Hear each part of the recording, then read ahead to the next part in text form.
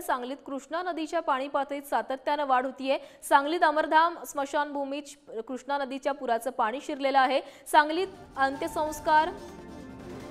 सांगलीत केले जाणारे अंत्यसंस्कार आता कुपवाडमध्ये होणार आहेत। याबाबतचा आढावा घेतला आमचे प्रतिनिधी स्वप्नील पाटील यांनी।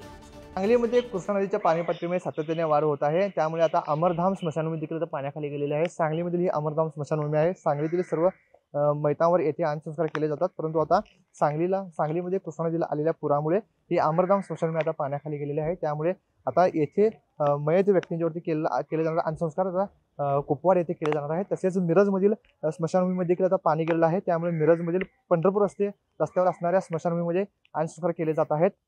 आपण जर पाहिलं तर सांगलीमध्ये कृष्णेच्या पाणीपातळीत वाढ झाल्यानंतर या अमरधाम स्मशानभूमीमध्ये पाणी येतं, त्यामुळे मैतांवरती अंत्यसंस्कार करण्याचा मोठा प्रसंग या ठिकाणी येत असतो। त्यामुळे आता येथे जे केले जाणारे अंत्यसंस्कार आहेत ते आता कुपवाड येथे केले जात आहेत। या ठिकाणी एक शेवटचं प्रेत जे आहे ते सकाळी त्यावरती अंत्यसंस्कार करण्यात आलं होतं। त्यानंतर आता महापालिकेकडून इथे केले जाणारे जे अंत्यसंस्कार आहेत ते बंद करण्यात आलेले आहेत।